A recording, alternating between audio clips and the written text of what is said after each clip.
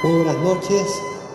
Iniciamos nuestra quinta sesión del curso sobre los grandes testigos de la fe. Lo hacemos en el nombre del Padre, y del Hijo, y del Espíritu Santo. Amén. Ven, Espíritu Santo, llena los corazones de tus fieles y enciende en ellos el fuego de tu amor. Envía, Señor, tu Espíritu y todas las cosas serán creadas y renovarás la faz de la tierra. Santa María, Reina de los Santos, ruega por nosotros. Santa Teresa de Jesús, ruega por nosotros. En el nombre del Padre, y del Hijo, y del Espíritu Santo. Hoy vamos a ver la figura de Santa Teresa de Ávila, también conocida como Santa Teresa de Jesús. No tenemos que confundirnos, hay varias Teresas santas. Esta es la Teresa la Grande, podríamos decir, la española, es distinta a Teresita del Niño Jesús, la francesa, o a nuestra Teresita de los Andes. Santa Teresa de Ávila es una gran maestra de oración, de vida interior, de vida cristiana. Ella vivió en el siglo XVI. Estamos ya en un contexto bien diverso desde Santa Catalina de Siena, que vimos en nuestra última sesión. Han pasado 150 años y el mundo ha cambiado enormemente. ¿Cuál es el contexto histórico que nos encontramos ahora? Estamos en pleno Renacimiento. A fines del siglo XV, el año 1492, un acontecimiento fundamental para la historia de Occidente, el descubrimiento de América por Cristóbal Colón. Siglo XVI, que va a ser el siglo en que va a vivir Santa Teresa, va a marcar la consolidación de los grandes estados nacionales, y quizá el gran acontecimiento del siglo que vamos a ver va a marcar a Santa Teresa es la Reforma Protestante. En una época, la primera mitad del siglo XVI, la Iglesia todavía está, podemos decir, en decadencia, en crisis. La segunda mitad del siglo va a cambiar radicalmente. Pero a comienzos del siglo, en el año 1517, en Alemania, un monje agustino se rebela contra la autoridad del Papa. Son las famosas 95 tesis que él coloca en la puerta de la Iglesia, y va a comenzar ese proceso de reforma protestante que va a fracturar la cristiandad occidental. Desgraciadamente, podemos decir, hasta hoy día esa herida permanece. Pero la Iglesia Católica va a reaccionar, y a mitad del siglo XVI el Papa convoca el Concilio de Trento, que va a marcar la gran reforma católica, una época de extraordinaria renovación de la vida cristiana, de grandes santos. Pues bien, la vida de Santa Teresa, este es el contexto, ¿no? Ella nace 2 años antes del manifiesto de Martín Lutero, pero toda la etapa última de su vida va a coincidir con la etapa de la Reforma Católica. Ahora, hay que considerar que Teresa nació en España. España es la época de oro de la hispanidad. El año 1492, España descubre América, lo que le va a dar todo un mundo nuevo. Pero también sucede otro hecho muy importante en España: la conquista de Granada, que era el último baluarte musulmán en la península ibérica, y con eso definitivamente España queda unificada bajo un reino cristiano.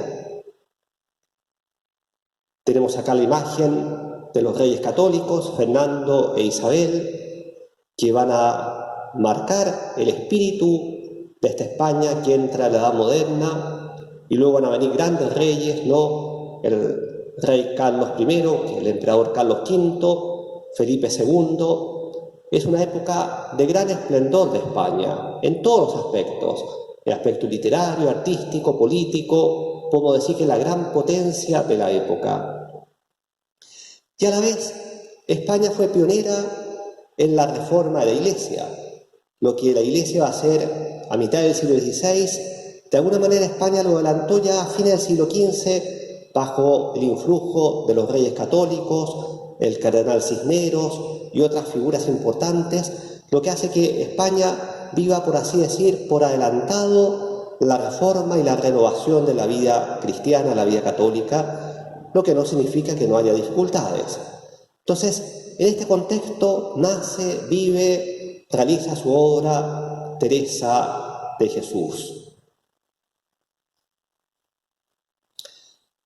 Se la conoce como Teresa de Ávila porque nace en la ciudad de Ávila, la famosa ciudad amurallada. Acá vemos una imagen, ¿no? Esta ciudad de Castilla, no muy lejos de Madrid, famosa por las murallas que hasta hoy día uno las puede contemplar. Ella nace el año 1515 con el nombre de Teresa de Ahumada. Sus padres tenían una buena posición, era una familia cristiana, piadosa. Fueron 12 hermanos, 3 mujeres, 9 varones. En su infancia, Teresa manifiesta vivos sentimientos de piedad y tiene fuertes experiencias religiosas. Con su hermano Rodrigo, que era muy seguido con ella, leían, parece, vidas de santos, y se imaginaban estos niños muy pequeños, se imaginaban poder imitar ellos la vida de estos santos. Y un día, una anécdota muy simpática, ¿no?, que estos 2 niños tendrían, no sé bien, 6, 7 años, leyendo la vida de los mártires, deciden que se van a escapar de la casa para ir a la tierra de moros para morir mártires a causa de la fe. Y se escapan, 2 niños, pero la realidad es que no alcanzan a ir muy lejos. Van saliendo las murallas de Ávila, aparecen cruzando un puente y ahí un tío los pilla, los descubre y los lleva de vuelta a la casa. Pero es un hecho significativo que nos marca esta experiencia religiosa muy temprana en la vida de Teresa. Ella cuenta también, va a contar más tarde, que con su hermano conversaban la vida de los santos y también conversaban lo que sería la eternidad, el cielo, el infierno, y se repetían uno a otro. Rodrigo le decía a Teresa, el cielo, el infierno es para siempre, y Teresa contestaba, para siempre, Rodrigo, para siempre. Entonces, una infancia, una fuerte experiencia de Dios.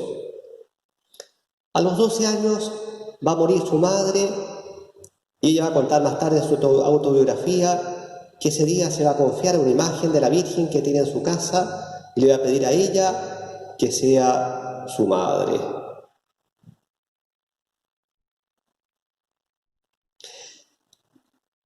Llega la edad de la adolescencia y cambia un poco. Teresa empieza a buscar agradar un poco al mundo.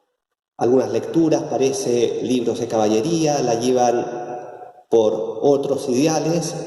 Y su padre, que era un hombre muy bueno, piadoso, parece que se preocupa de esto, ve que hay algunas malas influencias que rondan en torno a ella y la coloca interna en un convento, Santa María de las Gracias, para también cuidarla y continuar con su educación.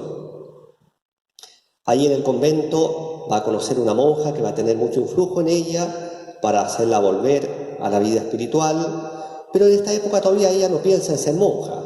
Ella escribe por ahí que por estos años, monja jamás. Bueno, un tiempo después se enferma, sale del internado, vuelve a su familia y poco a poco la lectura de clásicos de la espiritualidad le van enseñando el valor del recogimiento, de la oración, y va surgiendo ahora sí el anhelo de consagrarse a Dios. Y a los 20 años va a entrar en el monasterio carmelita de la Encarnación de Ávila. Todavía se conserva, podemos ver acá la imagen. Era un monasterio de monjas muy grande. Vivían 180 monjas en ese monasterio. Y por lo mismo quizás que era un monasterio muy grande, la mayoría de las monjas venían también de familias aristocráticas de la época, el ambiente dentro del monasterio no era tan fervoroso. Había monjas sí muy fervorosas, pero el ambiente general era algo frívolo, algo mundano. Bueno, a los 23 años tiene que salir un tiempo al monasterio, una nueva enfermedad, estuvo al borde de la muerte, estuvo 3 días en coma, declarada casi muerta. No la entierran por la insistencia de su padre, que no se convence de que está muerta, y casi milagrosamente revive. Ella siempre va a atribuir a San José el haber vuelto a la vida. Bueno, tiene una larga convalecencia, 3 años que está semi-postrada, medio tullida, pero vuelve al convento. En el intertanto va a morir su padre, que tuvo una gran influencia en ella, para bien. Muchos de sus hermanos varones van a emigrar a América. Era la tónica de la época, ¿no? Ir a buscar fortuna a estas nuevas tierras, a este nuevo continente. Bueno, y ella va a seguir en este monasterio de la Encarnación por bastantes años en una cierta tensión interior. Por una parte, está este ambiente un poco relajado del convento, parece que salían mucho las monjas afuera, había muchas conversaciones en el locutorio con personas que en fondo iban a conversar con las monjas, pero que en fondo perdían el tiempo. Pero a la vez Teresa sentía un deseo de oración, pero vive esta tensión, se da cuenta de que la vida que lleva, ella nunca fue una gran pecadora, nunca, pero se da cuenta que la vida que lleva es un poco relajada, un poco tibia, podríamos decir. Y por lo mismo, la oración se le hace difícil. En algún momento, incluso ella tiene la tentación de dejar la oración. Después se da cuenta que fue una falsa humildad, y esto es importante porque ella experimentó, decía, con la vida que yo llevo así, medio tibia, no soy digna de estar ante Dios y de rezar. Gran tentación, gran tentación. Después un confesor le hizo ver el error y volvió a la oración.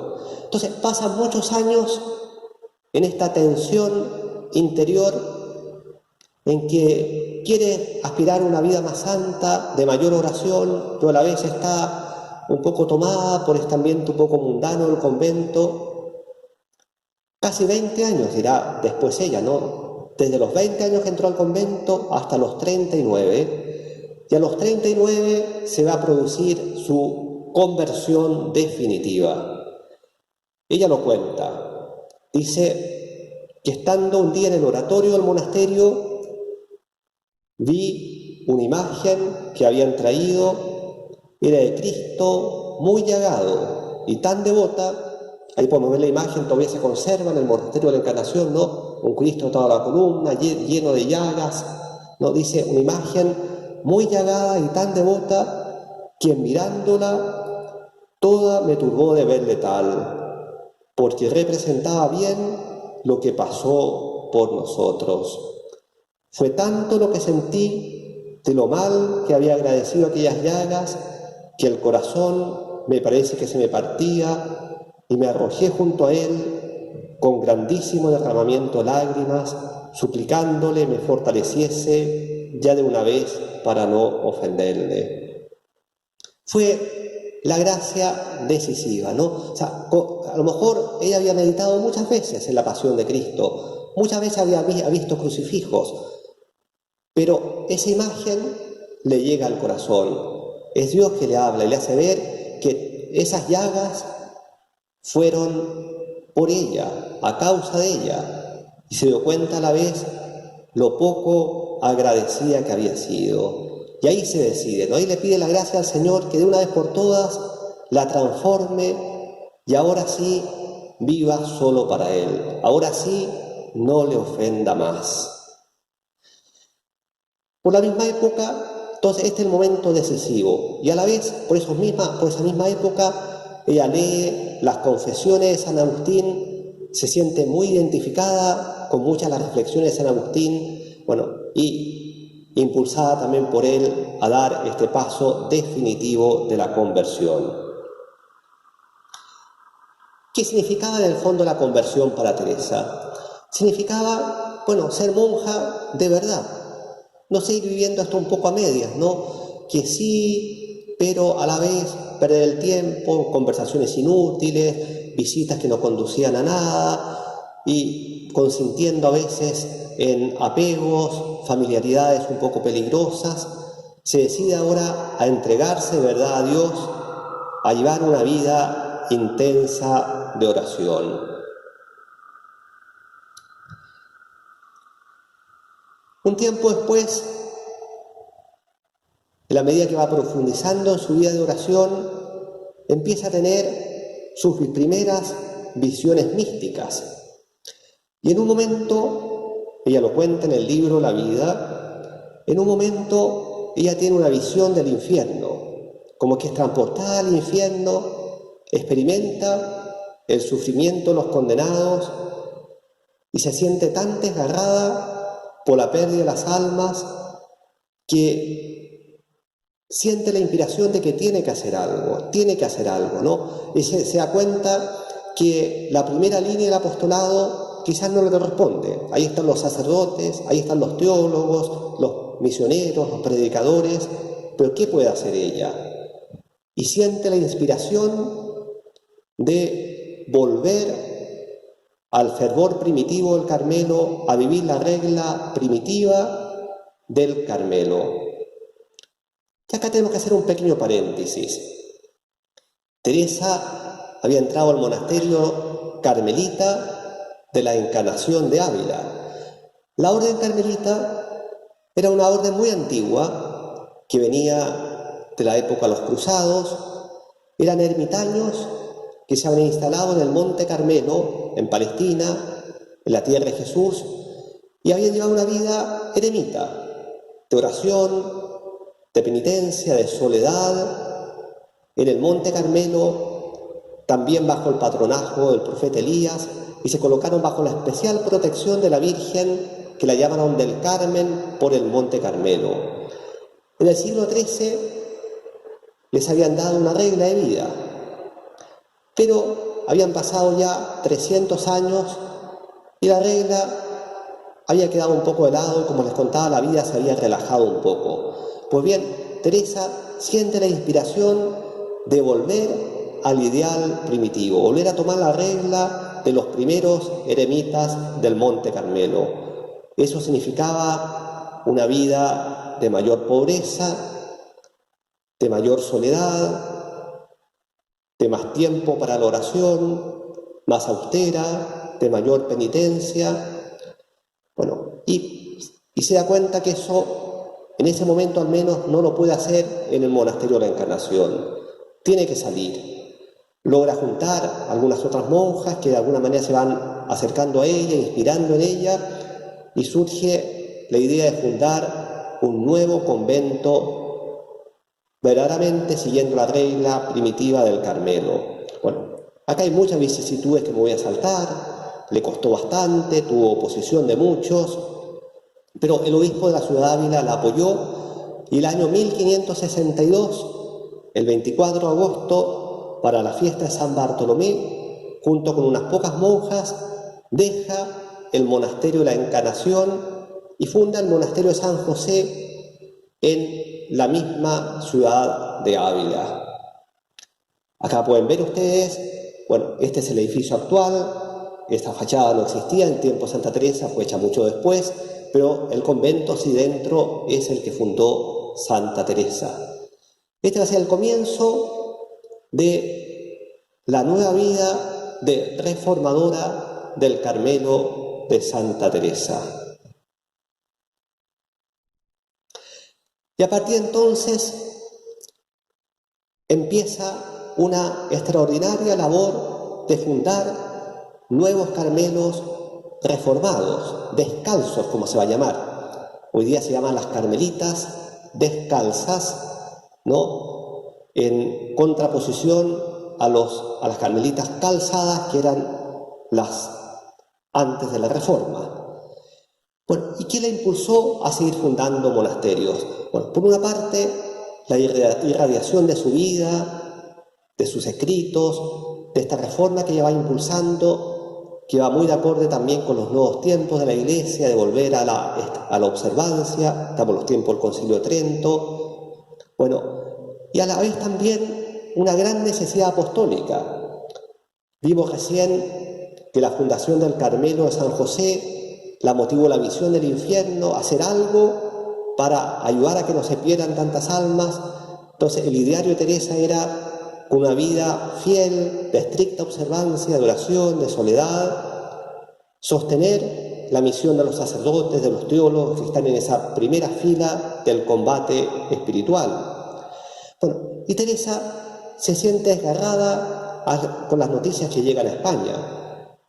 Llegan las noticias, los estragos que ha causado la reforma Martín Lutero, como la mitad de Europa se separa de la Iglesia, a ella le parte el alma escuchar esas noticias.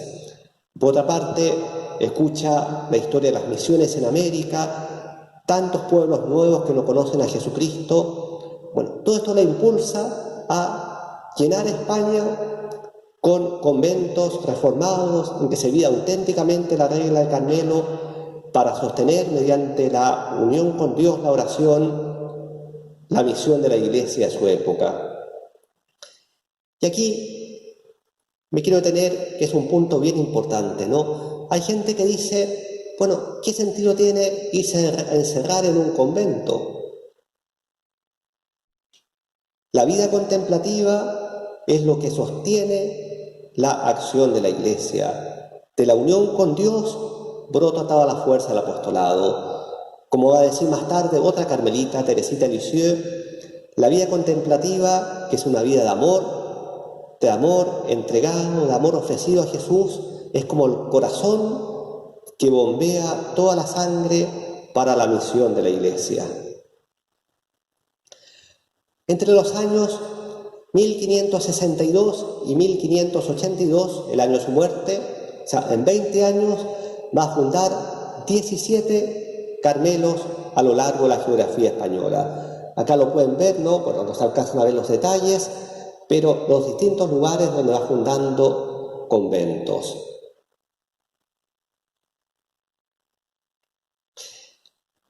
En la vida de Teresa de Jesús hay encuentros decisivos. El siglo XVI, quizás como pocos en la historia de la Iglesia, conoció una pléyade de santos, y santos grandes. Y solo en España, Teresa tuvo encuentros con hombres extraordinarios. Por una parte, San Pedro de Alcántara. ¿Quién era San Pedro de Alcántara? Era un asceta franciscano que también renovó la orden franciscana en España en su tiempo. Y este hombre la ayudó mucho, la impulsó a que hiciera la fundación de San José, la aseguró que era obra de Dios. Eso le dio mucha paz a Santa Teresa. San Francisco de Borja fue el tercer sucesor de San Ignacio de Loyola, había sido el duque de Gandía, pero que luego de enviudar se hizo jesuita.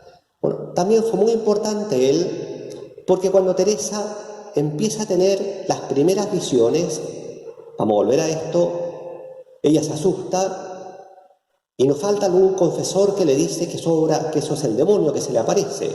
Y ella queda muy turbada, muy confundida. Pero tiene audiencia con Francisco de Borja, que ya tenía gran fama de santidad y también de mucha erudición, era un gran teólogo.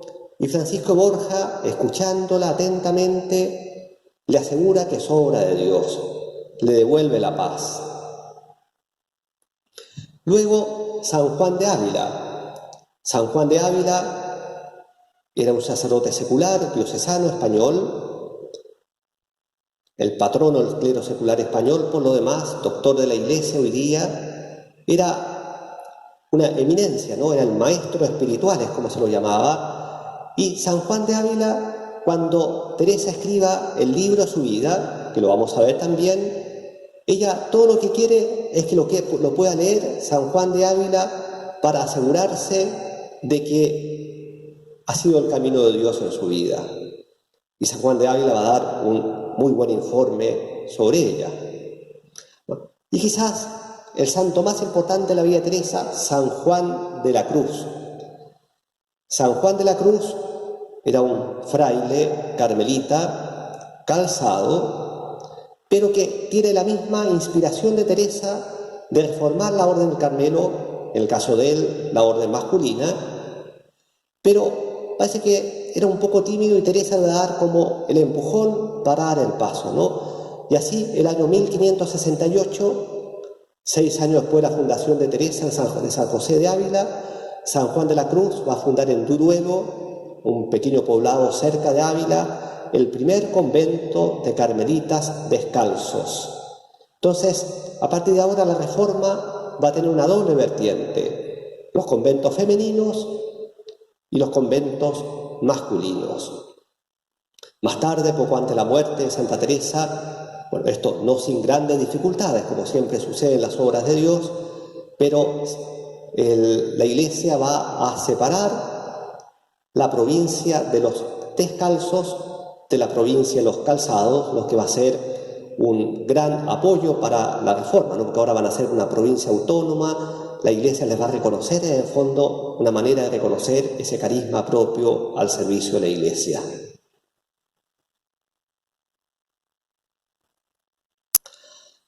Santa Teresa es una santa multifacética, podemos decir. Uno de sus aspectos es Teresa como escritora. Bueno, de hecho, la Iglesia la ha proclamado doctora de la Iglesia, pero también desde el punto de vista literario, cuando se estudian las letras españolas del siglo XVI, un capítulo se estudian los libros de Santa Teresa. Ella, como yo les conté, desde pequeña tuvo una buena educación, aprendió muy niña a leer y a escribir, pero lo que ella escribe es sobre todo, pone por escrito lo que ha sido su experiencia de vida, su experiencia espiritual. Primer libro, el libro de la vida, también llamado por ella el libro de las misericordias del Señor. Es una autobiografía espiritual en que va relatando lo que ha sido su vida, pero a la luz de la misericordia de Dios, es decir, cómo Dios ha ido actuando en su vida. Es un libro muy bonito, es una verdadera oración de alabanza a la misericordia divina. Luego está el camino de perfección. El camino de perfección son como avisos, consejos espirituales que le da a las novicias del Carmelo, ¿no? Que son una serie de indicaciones para la vida espiritual en que sin duda que se trasluce su propia experiencia. Luego está el Castillo Interior, obra famosa. El Castillo Interior, en fondo, es el símbolo del corazón del hombre, de la interioridad del ser humano, y se imagina que el que quiere iniciar la vida espiritual tiene que entrar en un castillo en el cual hay 7 moradas y ella va describiendo lo que es el avance del alma en el camino de la perfección hasta llegar a la plena unión con Dios, pasando por 7 moradas. Es un libro, un clásico, de una gran riqueza, en que de alguna manera también se trasluce su propia experiencia, pero que la quiere presentar de alguna manera para todos. Las primeras moradas suponen más ese esfuerzo a la voluntad por la adquisición de las virtudes, por la oración, y las últimas moradas ya es la vida mística, la acción de Dios plenamente en el alma. Ahora, para entender bien esto, las moradas, porque por ejemplo, ella cuenta que la primera morada está marcada por la oración vocal. Oración vocal, Padre Nuestro, Ave María, Glorias, ¿no? Pero, y después ella va describiendo otras formas de oración que se dan en las moradas sucesivas, pero eso no significa que el que pasa a la segunda o tercera morada ya deje la primera. O sea, De alguna manera, las moradas anteriores están integradas en las que siguen después. Bueno, otro libro, el libro Las Fundaciones, en que ella describe las fundaciones, esos conventos que ella fue fundando a lo largo de la geografía española, con todo lo que significó la providencia de Dios en esas fundaciones. Bueno, también es autora de poesías, oraciones, estoy seguro que muchas las conocemos, el Nada te turbe, el Vivo yo, también atribuida a Santa Teresa el No me mueve mi Dios para quererte, en fin. Gran escritora, autora espiritual. Tenemos también otra faceta que ya la he anunciado, la Teresa mística. Es decir, ella tuvo una experiencia de Dios en algunos aspectos extraordinarias, porque tuvo también muchas visiones. Ella siempre vio con recelo sus visiones, siempre le causaron temor, y por eso mismo no las buscaba, y siempre buscó el discernimiento de confesores, teólogos, directores espirituales, que le ayudaran a discernir si eso era de Dios o no. Y ella después va a enseñar y va a escribir en sus libros que el gran criterio de verdad de estas visiones es la práctica de las virtudes cristianas. Es decir, si la persona se vuelve más humilde, más sacrificada, tiene más amor, más caridad, tiene más paciencia, bueno, es un signo claro de que esas visiones y cosas extraordinarias vienen de Dios. Porque en la época de Santa Teresa había también los falsos iluminados, personas que creían tener visiones, pero que eran pura imaginación o engaño del demonio, y muchas veces la prueba era ver la vida concreta de esta persona. Entonces por eso ella va a insistir mucho en esto, o sea, el gran criterio es la práctica de las virtudes en la vida ordinaria. Y esto es fundamental, no hay vida cristiana auténtica sin un serio esfuerzo por practicar las virtudes cristianas. Si no está eso, todo lo demás puede ser imaginación y engaño del demonio. Hay dos acontecimientos extraordinarios en su vida mística. Una, la transverberación, como lo muestra acá el cuadro, ¿no? Ella en un momento, estando en oración, ella dice que ve un ángel que le traspasa su corazón con un dardo de fuego. Fondo, es la herida de amor. Es la herida de amor que ella se ve totalmente inundada por el amor de Dios. A partir de esa experiencia debe hacer un voto. Siempre elegir lo más perfecto. Siempre elegir lo que más agrada a Dios. Un detalle muy curioso, cuando Teresa muere, le extraen el corazón, y de hecho hoy día se conserva el corazón de ella en un relicario, y se puede ver una herida que traspasa el corazón, hasta hoy día. Bueno, ella también tuvo la experiencia del matrimonio espiritual, ¿no? Que lo veíamos la semana pasada en Catalina de Siena, que es la máxima expresión de la unión mística del alma con Dios. Brevemente, ¿qué nos enseña Teresa? Ante todo, el valor de la oración. La oración es la puerta de entrada de ese castillo interior del cual hablábamos recién, el castillo de la vida espiritual. La definición que da ella es muy bonita, muy conocida también. Tratar de amistad, estando muchas veces a solas con quien sabemos nos ama. La oración como un trato de amistad, la amistad con Dios. La vida espiritual se desarrolla a medida que crece la vida cristiana por las virtudes. Ya lo decíamos, queremos crecer en oración, tiene que ir a la par con el crecimiento en la virtud. En Teresa, es central siempre la humanidad de Cristo, es decir, a través de esa relación personal con Jesús, meditando el Evangelio, meditando especialmente la pasión de Cristo, el Jesús de la Eucaristía. Ese es el camino de Teresa para la unión con Dios, siempre a través de Cristo. Y eso es lo distintivo de la oración cristiana. La oración cristiana tiene a Cristo en el centro, es diálogo con Él, amistad con Él, imitación de Cristo, y por Cristo llegamos al Padre. El sentido de la Iglesia en Santa Teresa. Ella quiso servir a la Iglesia. Ella siempre se sometió al juicio de la Iglesia. Y sus últimas palabras en el lecho de muerte: muero, hija de la Iglesia. Qué tranquilidad le daba a ella, ¿no? Qué paz. Muero, hija de la Iglesia. Y finalmente, la santidad.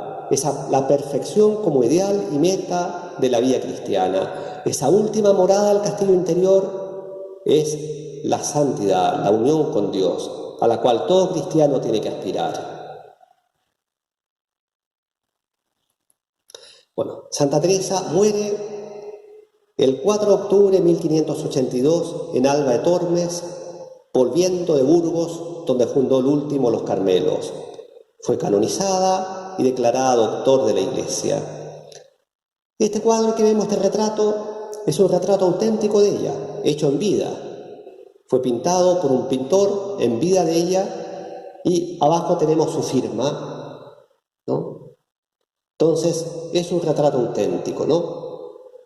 Una anécdota, no sé si será verdad, pero dicen que ella, medio en broma, medio en serio, habría dicho que el pintor la pintó vieja y legañosa.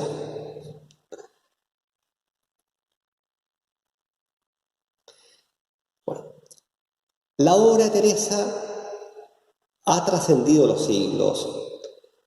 La reforma al Carmelo que ella impulsó, volver al fervor primitivo, ha suscitado un gran torrente de santidad en la Iglesia. Y acá, algunas santas que se han inspirado en Teresa, que son también carmelitas, al igual que ella, carmelitas descalzas. Arriba tenemos Edith Stein, judía conversa, mártir en Auschwitz, carmelita. Al medio, a la izquierda, Sor Isabel de Trinidad, francesa. Bueno, a la derecha, Santa Teresa. Abajo, Teresita los Andes, nuestra Teresita chilena. Y acá, abajo a la derecha, Teresita Lisieux o Teresita el Niño Jesús, la Teresa francesa. Y hay varias más. La Miriam, la carmelita árabe, y la Madre Maravillas, nueva reformadora del Carmelo en el siglo XX. Es decir, una estela de santidad ha dejado para la Iglesia como legado la vida y la vocación de Teresa de Jesús la Grande. Y termino. Yo les dije que Teresa fue escritora, escribió muchos poemas, oraciones, y este es uno de los más conocidos. Está escrito por su propia letra. Esta era la letra de Teresa. Y los invito a que lo podamos rezar para concluir. Nada te turbe, nada te espante, todo se pasa, Dios no se muda. La paciencia todo lo alcanza, quien a Dios tiene, nada le falta, solo Dios basta. Solo Dios basta. Ese es el gran mensaje de los santos y particularmente el gran mensaje de Santa Teresa. Solo Dios basta. Gloria al Padre y al Hijo y al Espíritu Santo, como era en principio, ahora y siempre, por los siglos de los siglos. Amén. En un video muy corto les indico a continuación la tarea para quien quiera realizarla. En el nombre del Padre y del Hijo y del Espíritu Santo. Amén.